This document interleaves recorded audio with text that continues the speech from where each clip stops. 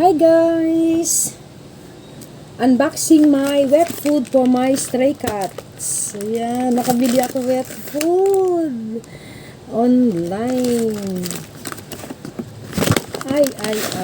Yan guys, ang ating wet food for my stray cats.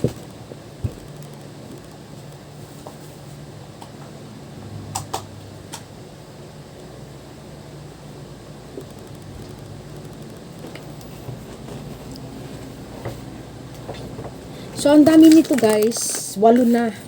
8 na ang in-order natin, ha? So, unboxing tayo. Ito ay para sa ating mga stray cats, guys. Kasi sa blessings na dumadating sa akin. I-share din natin sa ating mga walang kalaban-laban na ating mga stray cats. O, ayan. Cat wet food, chicken and soup. Medyo ano to, medyo may pagka masabaw-sabaw siya, guys. Ito, masabaw-sabaw. Tapos, meron din tayong chicken and salmon. Ayan, kumuha din ako neto. Chicken and salmon. Ayan, pakita natin. Grabe, busy ko, guys. Sobra. Pero, thank you, Lord. Always count our blessings. So, 2 na siya. Tapos, nagkuha din tayo ng chicken and tuna in soup. So, kumbaga, gusto ko ipa-experience sa ating mga stray cats na ibibigay natin to lesser ang rice para maramdaman nila yung, guys, yung lasa. O, diba? Magpapasko, guys, diba? O, i-ano natin sila. Tapos, nagkuha din ako ng chicken and tuna. Ito, ano to? Chicken and tuna. So, ilan ang chicken and tuna? 1, 2, 3. Kasi gusto talaga nila ng chicken. Tapos, at saka tuna. Yan ang mga paborito nila. Tapos, kuha tayo ng chicken and cod. Pag sinabing cod, ano yata ito, guys, para mga ng another kind of poultry hindi ko lang masyadong kabisado. Tapos chicken and tuna. Yan, mga wet food ng ating cat, stray cat. Pero hindi ko na sila pwedeng tawagin stray cat kasi akin na sila. They are mine. I will feed them. O yan, with chicken and cod. Ayan. So, ito ay, tingnan niyo, 1, 2, 3, 4, 5, 6, 7, 8. So, 8 cans of wet food for my cats. O, ayoko na silang tawagin stray cats kasi forever na sila sa akin. No, guys? Hanggang gusto nila sa amin. Provide ko sila ng food nila, ha? Ayan. So, ito guys, in-order natin ito online. May nag-refer sa amin na maganda siya, maganito siya. Kasama na rin nito. O, yan, di ba? Nang kanya lang, kasama rin ng kanilang dried food. Ng dry food. Ito palang dried food nila, guys.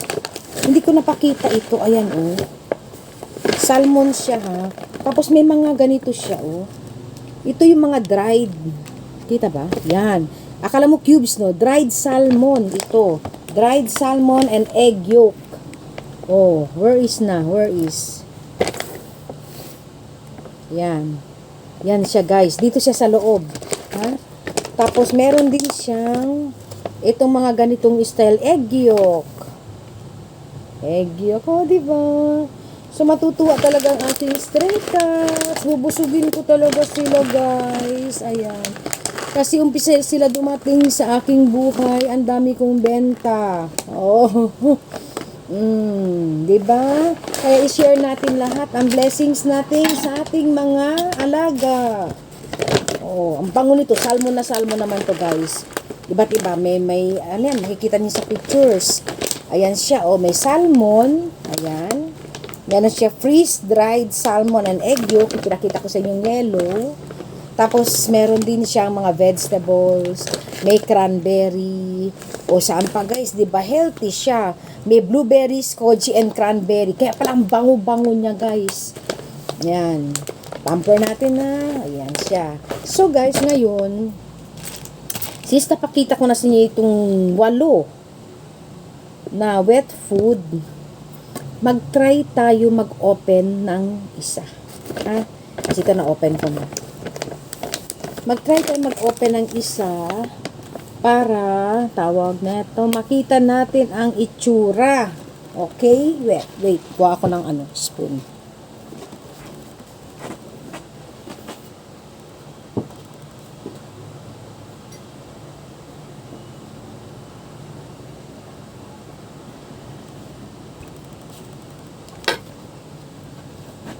Ganyan ako ka-busy guys. Pagpasensyahan nyo talaga ako, ha? Sobrang busy. May fish oil and duck oil pa pala ito. Kaya pala ganun kabango. Dami, grabe. Tapos sa susunod, order ako nito ng ibang flavor naman. O, yan ha. So, pakita ko lang sa inyo guys. So, unahin natin buksan ang chicken and cod o gusto niyo chicken and tuna o kaya chicken and salmon.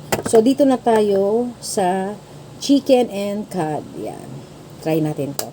Para makita nyo ang itsura. Para pag halimbawa gusto nyo mag-order. Or hindi sa akin to na-order guys ha. Hindi sa akin to na-order. Yan. Para makita nyo. So, gamitan natin ito. So, ito. Para yan. Love ko na sila guys eh. Kasi bait-bait din naman talaga ng mga cats. So, yan na natin. Ala, ba't ganun? Dili ko ma-open man, Jude. Ala, ang hirap i-open. Teka.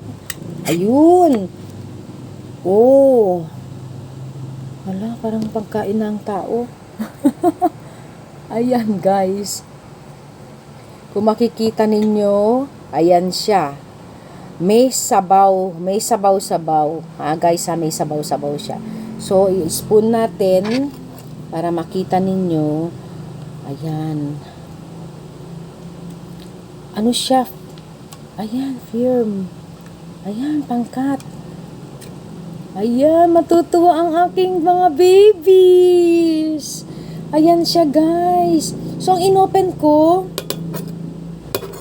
teka, para malinis. Ayan siya, guys, kung makikita ninyo, ha. Try nyo din, guys, ha. Sinisi may mga pets, mga pamper natin sila, magpapasko. Oh, yan. So, ito, papaubos ko sa kanila mamaya. Ito. Mabilisan lang ubusan ito, guys. Mabilisan lang naubusan.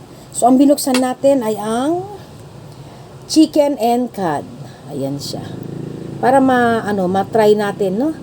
Para kung magustuhan nila, ayan, i-order tayo ulit. So, ayan, guys. So, nakita ninyo, ha? Nakita ninyo, paus-paus pa si ako. Ha? Paus-paus pa si ako.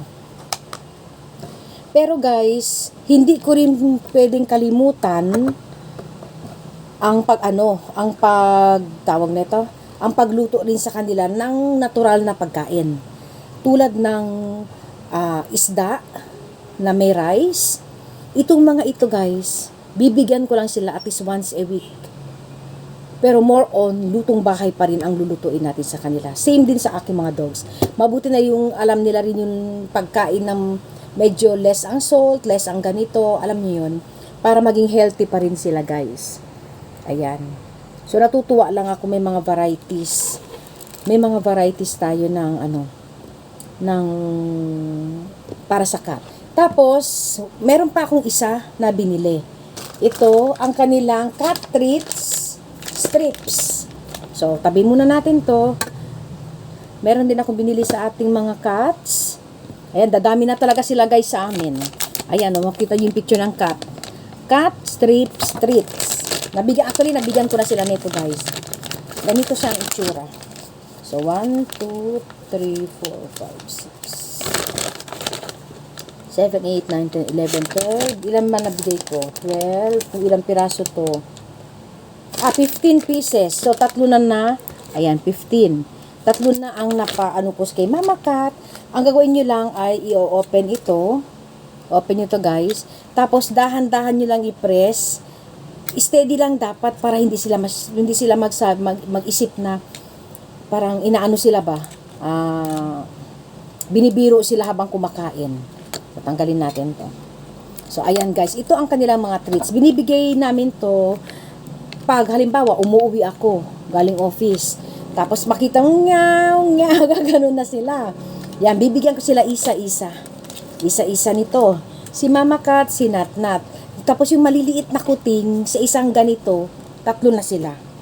Kaya 3 nang nakuha namin. So, ayan guys. Natutuwa lang ako. Yung alam mo yun, yung parang sa mga cat treats, ayan. Tapos, alam niyo ba guys, ang plano ko, since